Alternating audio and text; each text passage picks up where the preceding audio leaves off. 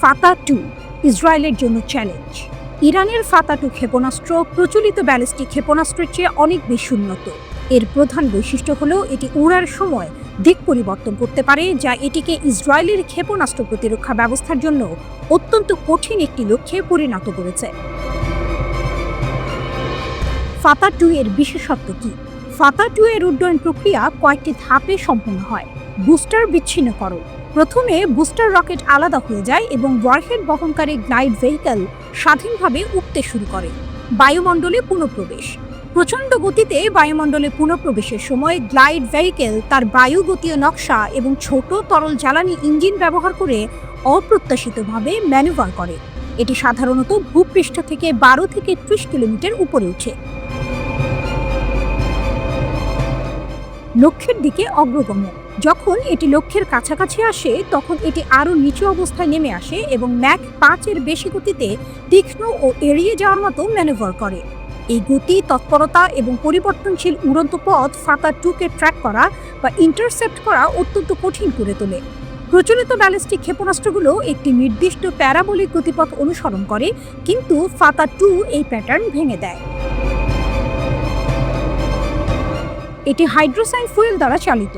বায়ুগতীয় নিয়ন্ত্রণ পৃষ্ঠতল এবং একটি মুভেবল নজল ব্যবহার করে বায়ুমণ্ডলের মধ্য দিয়ে গ্লাইড করার সময় তার গতিপথ পরিবর্তন করে। ইসরায়েলের আকাশে ড্রাগন টেল দেখার কারণ এটি। এই ক্রমাগত এবং অপ্রত্যাশিত গতিপথ পরিবর্তন ক্ষেপণাস্ত্রটিকে ট্র্যাক করা অত্যন্ত কঠিন করে তোলে। এর অস্থির উড়ন্ত পথ রাডার সিস্টেমকে বিভ্রান্ত করে এবং টার্গেটিং অ্যালগরিদমকে হতবাক করে দেয়, যা আরও প্রচলিত স্থিতিশীল গতিপথ পরিচালনার জন্য ডিজাইন করা হয়েছিল। ফাতা-2 এর মূল অংশ হলো একটি গোলাকার সলিড ফুয়েল ইঞ্জিন। এটি পুনঃপ্রবেশের সময় সুনির্দিষ্ট স্টিয়ারিং এবং নিয়ন্ত্রিত ত্বরণ নিশ্চিত করে। ইরানি কর্মকর্তারা দাবি করেছেন ফাতা-2 এর রাডার এড়ানোর ক্ষমতা রয়েছে, যা সম্ভবত স্টিলথ প্রযুক্তির ইঙ্গিত দেয়। ইরান আরও দাবি করেছে যে ফাতা-2 12 দিনের যুদ্ধে ইসরায়েলি বিমান প্রতিরক্ষা ব্যবস্থা ভেদ করে সামরিক গোয়েন্দা সংস্থা এবং তেল আবিবের ইসরায়েলি বিমান প্রতিরক্ষা সদর দফতর সহ উচ্চমূল্যের লক্ষ্যবস্তুতে আঘাত হেনেছে। ইসরায়েলের প্রতিরক্ষা ব্যবস্থার ব্যর্থতা। ইসরায়েলের আয়রন ডোম, ডেভিডের স্লিং এবং অ্যারো অ্যান্টি ব্যালিস্টিক মিসাইল সিস্টেমের মতো একটি বহুস্তরীয় ক্ষেপণাস্ত্র প্রতিরক্ষা ব্যবস্থা রয়েছে। তবে ফাতা-2 এর মতো হাইপারসোনিক ক্ষেপণাস্ত্রগুলো এই ব্যবস্থার জন্য একটি বড় চ্যালেঞ্জ তৈরি করেছে। আয়রন ডোম 40 মাইল পর্যন্ত পাল্লার লক্ষ্যবস্তু মোকাবিলা করতে পারে। ডেভিডের স্লিং 180 মাইল পর্যন্ত ব্যালিস্টিক ক্ষেপণাস্ত্র ইন্টারসেপ্ট করতে পারে। অ্যারো সিস্টেম 1500 মাইল পর্যন্ত হুমকি মোকাবিলা করতে পারে। তবে ফাতা-2 এর গ্লাইড ভেহিকল বিচ্ছিন্ন হওয়ার পর একাধিকবার গতিপথ পরিবর্তন করার ক্ষমতা অ্যারো ক্ষেপণাস্ত্রকে বিভ্রান্ত করেছে। এই ম্যানুভার ডেভিডের স্লিং এবং আয়রন ডোম সিস্টেমকেও বাইপাস করেছে, যা ফাতা মডেলের মতো হাইপারসোনিক ক্ষেপণাস্ত্রের বিরুদ্ধে কাজ করার জন্য ডিজাইন করা হয়নি। ইরান প্রায় 100টি ক্ষেপণাস্ত্র, ড্রোন এবং ক্রুজ ক্ষেপণাস্ত্র একসঙ্গে ব্যবহার করে ইসরায়েলি বিমান প্রতিরক্ষা ব্যবস্থাকে অতিরিক্ত চাপ সৃষ্টি করে। এরপরই ফাতা ক্ষেপণাস্ত্রগুলো নিক্ষেপ করা হয়।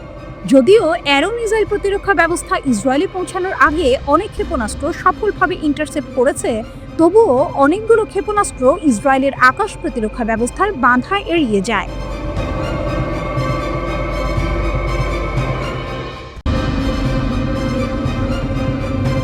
এক অদ্ভুত যুদ্ধ, ইসরায়েল ইরান সংঘাত ও পর্দার আড়ালের রাজনীতি।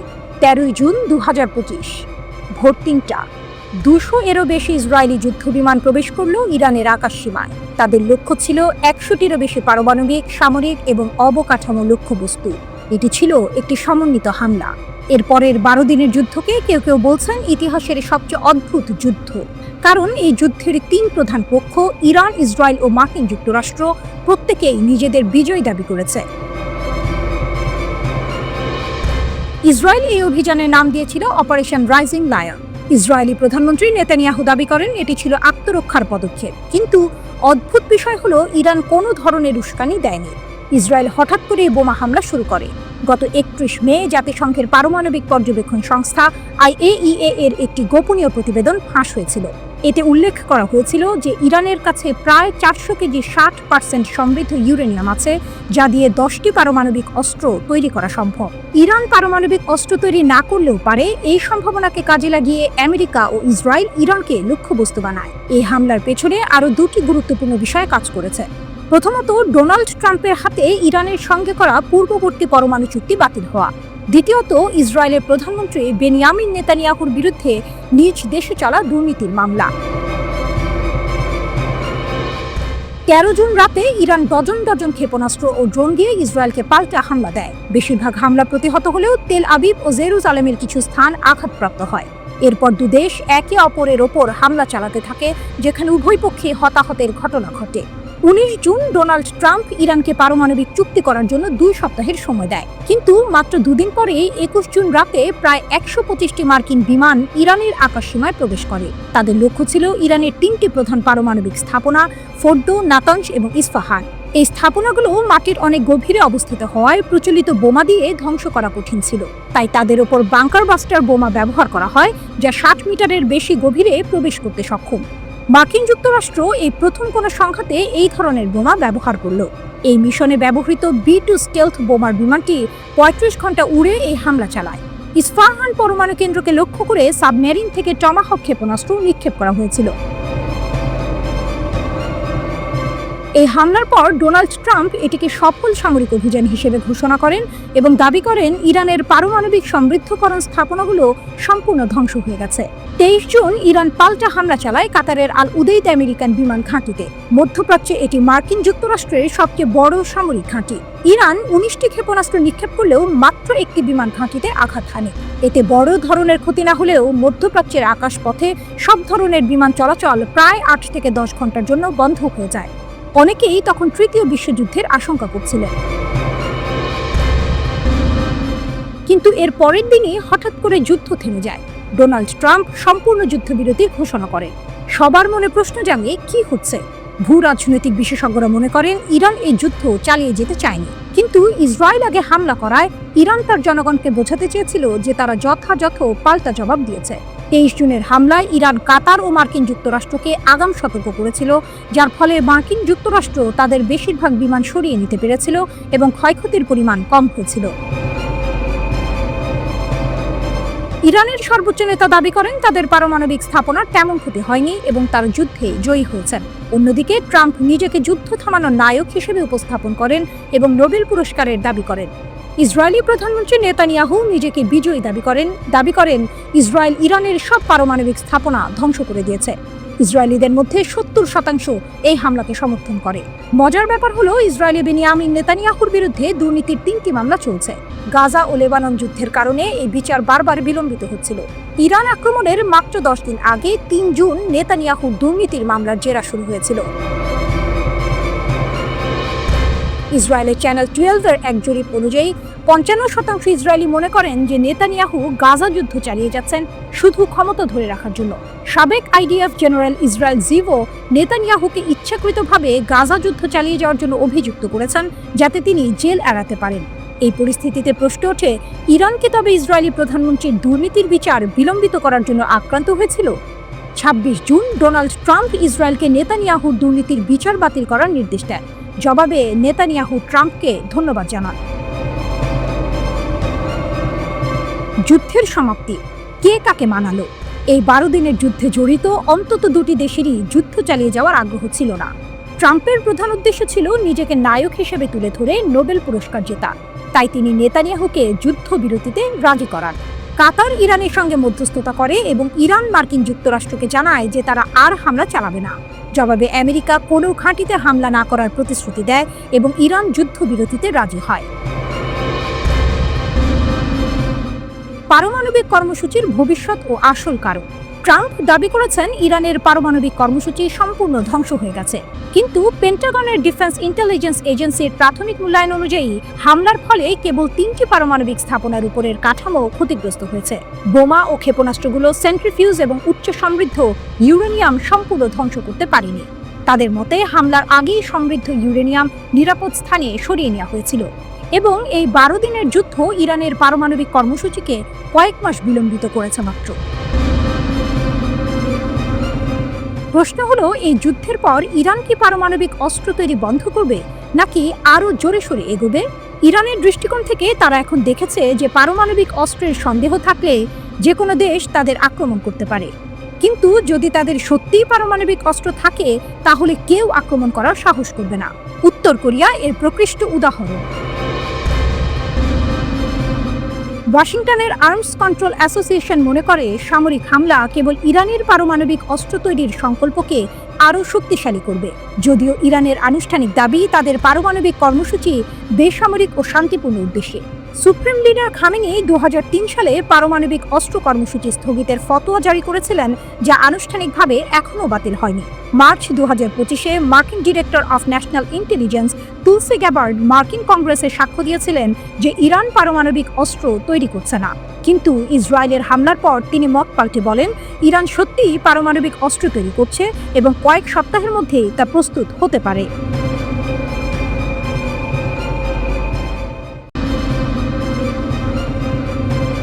ইরানের সঙ্গে ইসরায়েলের মাত্র 12 দিনের সংখ্যা, কিন্তু এই সময়টাতেই মার্কিন যুক্তরাষ্ট্রের অত্যাধুনিক terminal high altitude area defense বা থার্ড ক্ষেপণাস্ত্রের মজুদ মারাত্মকভাবে কমে গেছে। আমেরিকান গণমাধ্যম আর প্রতিরক্ষা বিশ্লেষকরা বলছেন ইসরায়েলকে বাঁচাতে গিয়ে যুক্তরাষ্ট্রের প্রায় $1.5 বিলিয়ন মূল্যের ক্ষেপণাস্ত্র ধোঁয়ায় মিশে গেছে।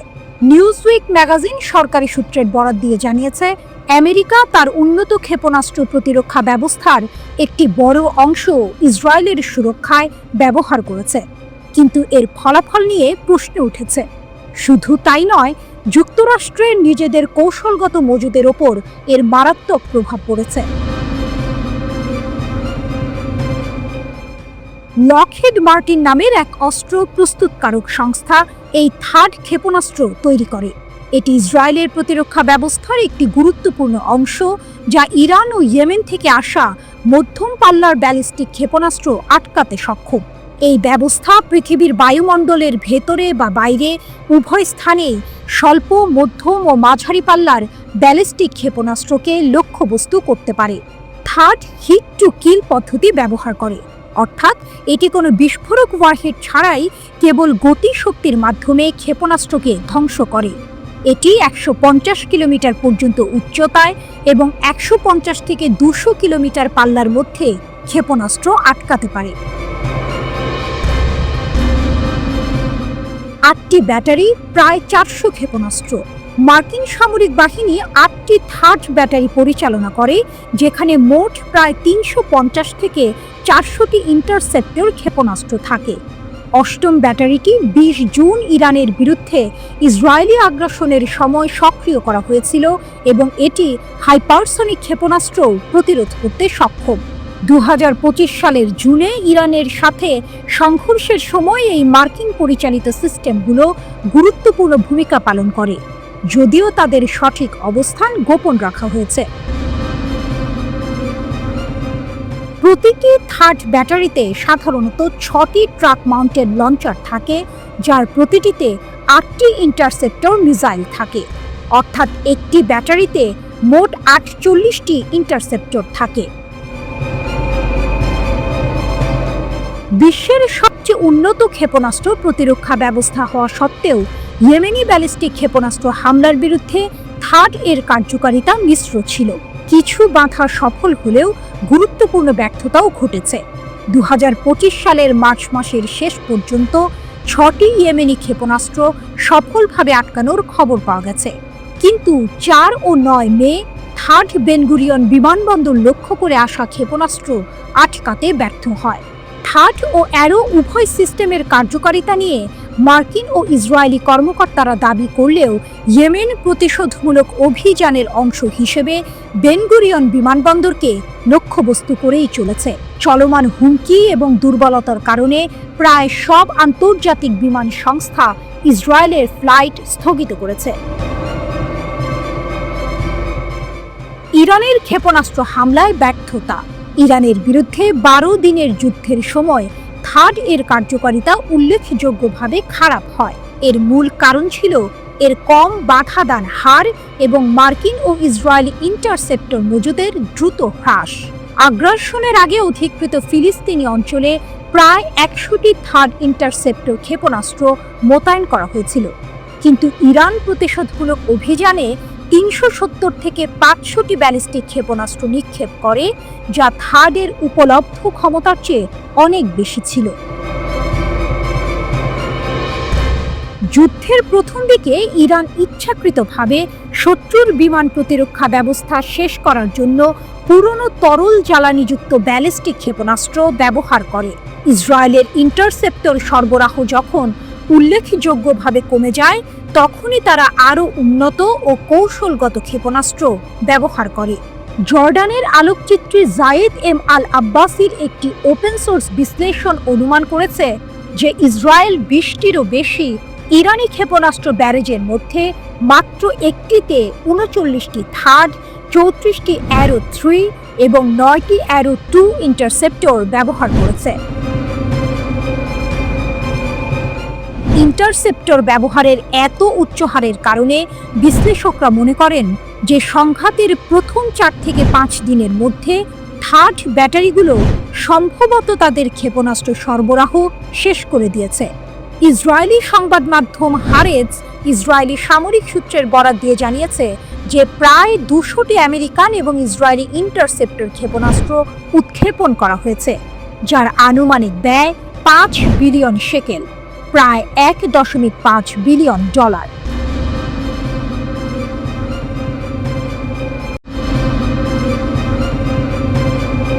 গাজা উপত্যকার উত্তরাঞ্চলে ইসরায়েলি বাহিনীর উপর হামলায় 5 জন ইসরায়েলি সেনা নিহত ও 14 জন আহত হয়েছেন। আহতদের মধ্যে 2 জনের অবস্থা গুরুতর। এই ঘটনাটি ঘটেছে বেইত হানুন শহরে, যখন ইসরায়েলি সামরিক বাহিনীর নেৎজা ইহুদা ব্যাটালিয়নের পদাতিক সৈন্যরা পায়ে হেঁটে অভিযান চালাচ্ছিল। হঠাৎ রাস্তার পাশে পুঁতে রাখা একটি বোমা বিস্ফোরিত হয় এবং সেনারা এর আঘাতে হতাহত হয়। ইসরায়েলি সামরিক বাহিনী জানিয়েছে, হামলার পর উদ্ধার অভিযান দীর্ঘায়িত ও জটিল হয়ে পড়ে, কারণ প্রতিরোধ যোদ্ধারা উদ্ধারকারী দলকেও লক্ষ্য করে হামলা চালায়, যা আরও হতাহতের কারণ হয়। ইসরায়েলের একজন নিরাপত্তা কর্মকর্তা বলেছেন, গাজার উত্তরের বেইত হানুন এলাকায় অভিযান চালানোর সময় ইসরায়েলি সেনাদের লক্ষ্য করে বিস্ফোরণ ঘটানো হয়। গাজা যুদ্ধের শুরু থেকেই এই এলাকা ইসরায়েলি সেনাদের অভিযানের প্রধান লক্ষ্যবস্তুগুলোর একটি ছিল। সেখানে ফিলিস্তিনি যোদ্ধাদের পুনর্গঠিত হওয়া ঠেকাতে ইসরায়েল বারবার অভিযান চালিয়ে যাচ্ছে। নাম প্রকাশ না করার শর্তে ওই কর্মকর্তা আরও বলেন, ইসরায়েলি সেনাদের লক্ষ্য করে গুলিও ছোড়া হয়েছে। হামলায় 2 সেনা গুরুতর আহত হয়েছেন বলে জানিয়েছে ইসরায়েলি সেনাবাহিনী। গাজায় ইসরায়েল তাণ্ডব শুরু করার পর এ নিয়ে এই উপত্যকায় 888 ইসরায়েলি সেনা নিহত হলেন। এই হামলার প্রশংসা করে হামাসের সামরিক শাখা আল কাসাম ব্রিগেডের মুখপাত্র আবু ওবায়দা বলেছেন, এই অভিযান দখলদার বাহিনীর উপর একটি বড় আঘাত। তিনি ইসরায়েলি বাহিনীকে সতর্ক করে বলেছেন, গাজায় তাদের উপস্থিতি তাদের জন্য আরও ক্ষতি ডেকে আনবে। আবু ওবায়দা জোর দিয়ে বলেছেন, গাজার ভেতরে ইসরায়েলি বাহিনীর অবস্থান টিকিয়ে রাখা নেতানিয়াহুর জন্য সবচেয়ে বোকামিপূর্ণ সিদ্ধান্ত হবে। তার মতে, ফিলিস্তিনিদের দৃঢ়তা ও সাহসী যুদ্ধের সমীকরণ নির্ধারণ করছে ইসরায়েলের সামরিক শক্তি নয়। তিনি ভবিষ্যৎবাণী করেছেন, পরে এটি ব্যর্থ হতে পারে এবং অতিরিক্ত বন্দী আমাদের হাতে চলে যাবে। এই ঘটনাটি এমন এক সময় ঘটল যখন গত সপ্তাহে ইসলামিক জিহাদের সশস্ত্র শাখা আল কুদস ব্রিগেড ঘোষণা করেছিল যে তারা উত্তর গাজায় এক হামলায় 40 জনেরও বেশি ইসরায়েলি সেনাকে হত্যা বা আহত করেছে। সেই হামলাটি গাজা শহরের সুজাইয়া পাড়ায় হয়েছিল এবং সেখানে আবাসিক ভবনের ভেতরে লুকিয়ে থাকা ইসরায়েলি বাহিনীকে লক্ষ্যবস্তু করা হয়েছিল। এই দুটি ঘটনায় ফিলিস্তিনি প্রতিরোধের ক্রমবর্ধমান শক্তি এবং ইসরায়েলি বাহিনীর জন্য গাজায় অভিযান কতটা বিপজ্জনক হয়ে উঠছে তা প্রমাণ করে। উল্লেখ্য, 2023 সালের অক্টোবরে ইসরায়েল ফিলিস্তিনি প্রতিরোধের একটি বীরত্বপূর্ণ অভিযানের প্রতিক্রিয়ায় গাজায় এক ভয়াবহ যুদ্ধ শুরু করে। এই নৃশংস সামরিক হামলায় এ পর্যন্ত 57,500 জনেরও বেশি ফিলিস্তিনি নিহত হয়েছেন, যাদের বেশিরভাগই নারী ও শিশু। ইসরায়েল গাজার ওপর প্রায় 2 দশকের অবরোধ আরও কঠোর করেছে, যার ফলে এই উপত্যকায় ত্রাণ সরবরাহ প্রায় বন্ধ হয়ে গেছে এবং তারা দুর্ভিক্ষকে যুদ্ধের হাতিয়ার হিসেবে ব্যবহার করছে।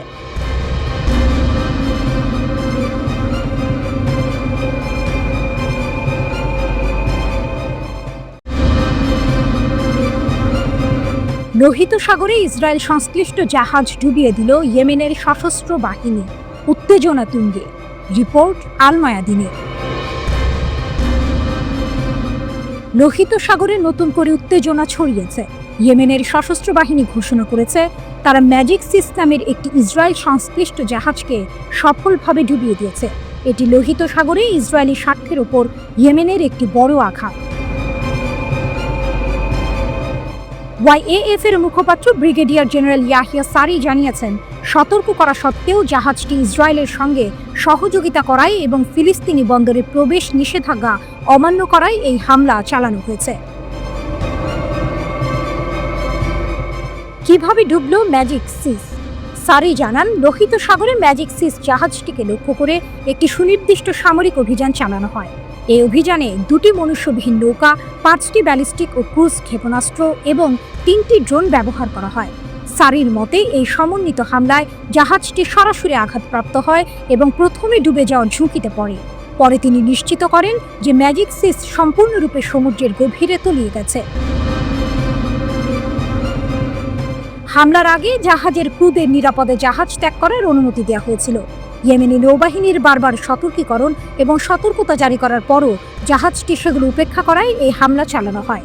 সারি আরও জোর দিয়ে বলেন যে ম্যাজিক সিস যে কোম্পানির জাহাজ, সেই কোম্পানি ইসরায়েলের সাথে সহযোগিতা করেছে এবং অধিকৃত ফিলিস্তিনি বন্দরে প্রবেশের নিষেধাজ্ঞা লঙ্ঘন করেছে।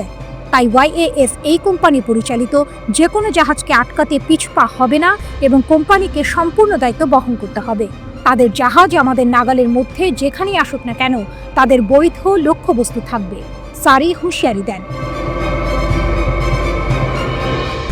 বেন গুরিয়ন বিমানবন্দরে হাইপারসনিক ক্ষেপণাস্ত্র হামলা। এর একদিন আগেই রবিবার সারি আরও একটি চাঞ্চল্যকর খবর দেন। তিনি জানান, ওয়াইএএফ এর রকেট বাহিনী প্যালেস্টাইন 2 হাইপারসনিক ব্যালিস্টিক ক্ষেপণাস্ত্র দিয়ে অধিকৃত ইয়াফা অঞ্চলে অবস্থিত বেন গুরিয়ন বিমানবন্দরে হামলা চালিয়েছে। সারি জানান, এই অভিযান সফলভাবে তার লক্ষ্য অর্জন করে, যার ফলে বিমান চলাচল বন্ধ হয়ে যায় এবং লক্ষ লক্ষ ইসরায়েলি বসতি স্থাপনকারী আশ্রয় কেন্দ্রে পালিয়ে যেতে বাধ্য হয়।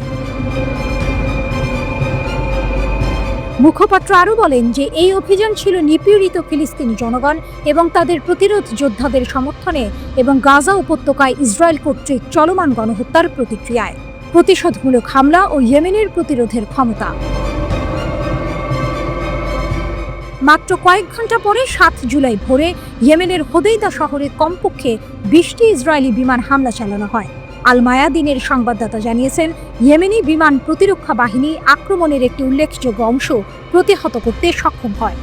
হামলাগুলি হোদেইদা, সালিফ এবং রাস ইসা বন্দর, সেই সাথে রাস কাতিফ বিদ্যুৎ কেন্দ্র সহ গুরুত্বপূর্ণ স্থানগুলিকে লক্ষ্য করে করা হয়েছিল।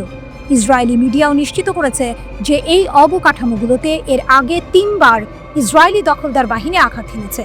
সারি বলেছেন যে ইয়েমেনি বিমান প্রতিরক্ষা বাহিনীর সদস্যরা ইয়েমেনের বিভিন্ন এলাকায় ইসরায়েলি বিমান হামলা সফলভাবে প্রতিহত করেছে এবং প্রতিহত করেছে। সুনির্দিষ্ট ও উচ্চ প্রযুক্তির হামলা। সারি ব্যাখ্যা করেছেন যে ওয়াইএএফ বেশ কয়েকটি ইসরায়েলি লক্ষ্যবস্তুতে একটি সমন্বিত ক্ষেপণাস্ত্র এবং ড্রোন হামলা চালিয়েছে, যেখানে 11টি ব্যালিস্টিক ক্ষেপণাস্ত্র এবং ড্রোন জড়িত ছিল। ওয়াইএএফ এ হামলাকে উচ্চ নির্ভুলতা এবং সফল বলে বর্ণনা করেছে। একটি ইয়েমেনি প্যালেস্টাইন 2 হাইপারসনিক ক্ষেপণাস্ত্র বেন গুরিয়ন বিমানবন্দরকে লক্ষ্য করে হামলা চালায়, যখন অতিরিক্ত হাইপারসনিক ক্ষেপণাস্ত্র ইদুত বন্দর এবং অধিকৃত আসকালানের বিদ্যুৎ কেন্দ্রে আঘাত করে। এছাড়া উম্মে আল রাশরাস বন্দর বা ইলাত আক্রমণ করার জন্য 8টি ড্রোন মোতায়েন করা হয়েছিল। সারি জানান, সমস্ত ক্ষেপণাস্ত্র এবং ড্রোন তাদের লক্ষ্য সফলভাবে অর্জন করে এবং ইসরায়েলি ইন্টারসেপ্টর সিস্টেমগুলি কোনো আক্রমণকেই নিষ্ক্রিয় করতে বাধ্য হয়।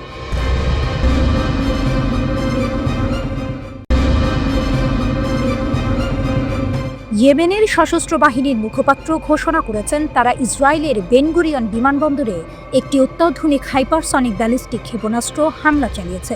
তাদের দাবি, এতে বিমানবন্দর সম্পূর্ণরূপে বন্ধ হয়ে গেছে এবং তেল আবিবের বাসিন্দাদের নিরাপদ স্থানে সরিয়ে নেওয়া হয়েছে। গাজায় ইসরায়েলি হামলার প্রতিশোধ হিসেবে এই পদক্ষেপ নেওয়া হয়েছে বলে ইয়েমেন জানিয়েছে।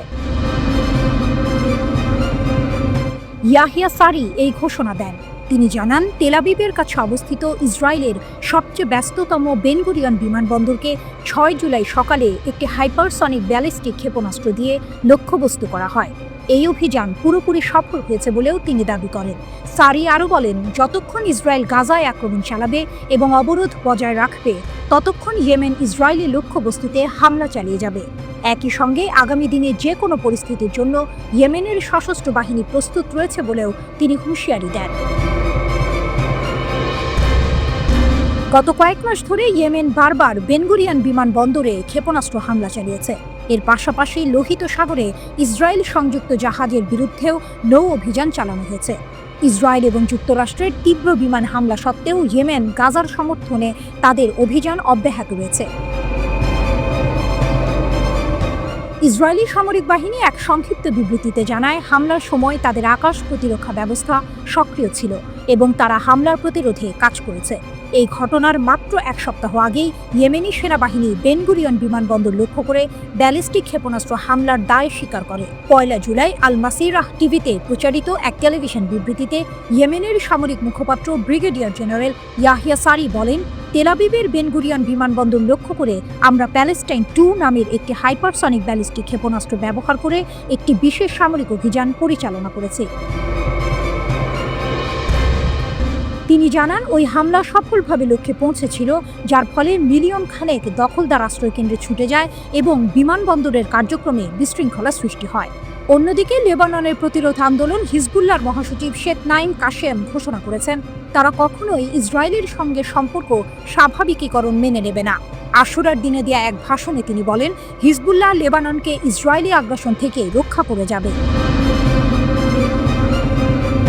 শেখ কাশেম ইসরায়েলের সঙ্গে সম্পর্ক স্বাভাবিক করার পরিকল্পনাকে আঞ্চলিক জাতিগুলির মর্যাদার প্রতি অপমান বলে অভিহিত করেন। তিনি জোর দিয়ে বলেন, দখলদারিত্ব অব্যাহত থাকলে প্রকৃত শান্তি অসম্ভব, তাই হিজবুল্লাহ এই প্রক্রিয়ার অংশ হবে না। আমরা লেবাননকে রক্ষা করে শত্রুর মোকাবিলা করি এবং এই প্রতিরক্ষা অব্যাহত থাকবে, এমনকি যদি পুরো বিশ্ব আমাদের বিরুদ্ধে দাঁড়ায়। মুক্তি একটি কর্তব্য, যত সময়ই লাগুক না কেন, তিনি বলেন। গত বছরের নভেম্বরে ইসরায়েলের সঙ্গে যে যুদ্ধবিরতি কার্যকর হয়েছিল, ইসরায়েল বারবার তা লঙ্ঘন করেছে বলেও শেখ কাশেম অভিযোগ করেন। তিনি বলেন, আমাদের ভয় দেখিয়ে আত্মসমর্পণ করানো যাবে না। যতক্ষণ শত্রুর আক্রমণ অব্যাহত থাকবে, ততক্ষণ আমাদের অবস্থান নরম করতে বা নিরস্ত্র করতে দাবি করার অধিকার কারো নেই। যুদ্ধবিরতির প্রথম ধাপ হিসেবে আগ্রাসন বন্ধ থাকতে হবে বলেও তিনি উল্লেখ করেন। প্রথম ধাপ বাস্তবায়িত হলে হিজবুল্লাহ আলোচনার জন্য প্রস্তুত থাকবে। শেখ কাশেম পশ্চিম এশিয়া অঞ্চলে ইরানের ভূমিকার প্রশংসা করেন এবং বলেন, ইসলামী বিপ্লবের নেতা আয়াতুল্লাহ আলী খামেনির সমর্থন প্রতিরোধ অক্ষের জন্য প্রধান স্তম্ভ।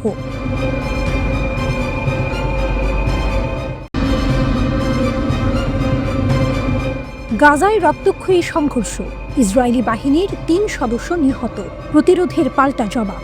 গাজা উপত্যকায় রক্তক্ষয়ী সংঘর্ষ যেন থামছেই না। সর্বশেষ খবর অনুযায়ী দক্ষিণ ও উত্তর গাজায় প্রতিরোধ বাহিনীর অতর্কিত হামলায় 3 ইসরায়েলি সৈন্য নিহত হয়েছেন।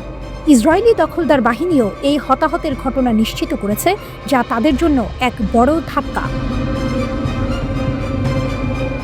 উত্তর গাজায় 1 সেনা নিহত, তদন্ত চলছে। যুদ্ধক্ষেত্রে আরও 1 ইসরায়েলি সেনা মৃত্যু নিশ্চিত করেছে দখলদার বাহিনী।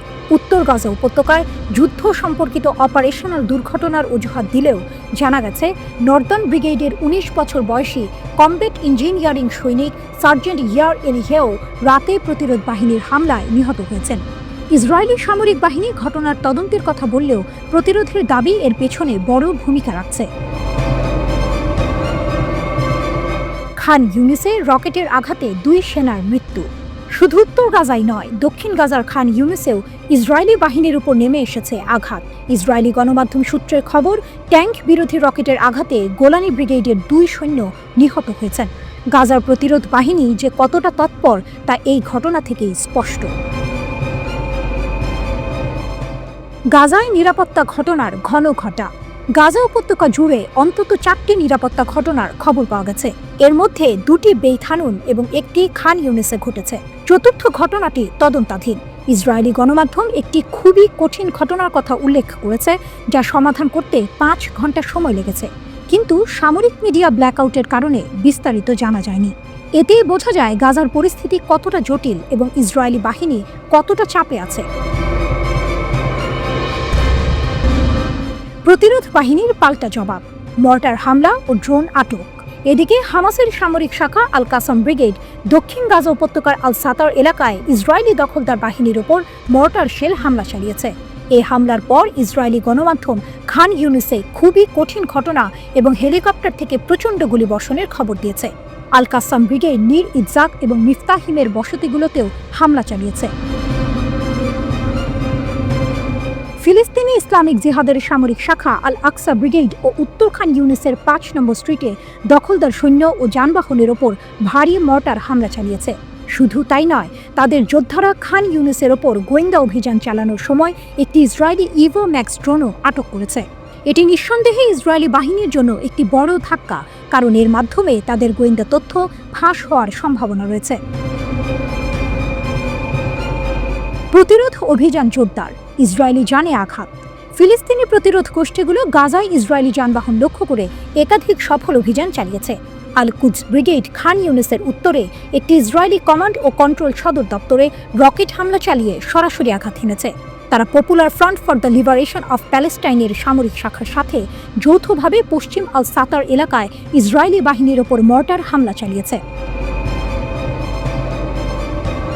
আল কাসাম ব্রিগেড খান ইউনিস শহরের আল মুজাম্মা আল ইসলামী স্ট্রিটে একটি ইসরায়েলি সামরিক যানে ইয়াসিন 105 শেল দিয়ে হামলা চালায়।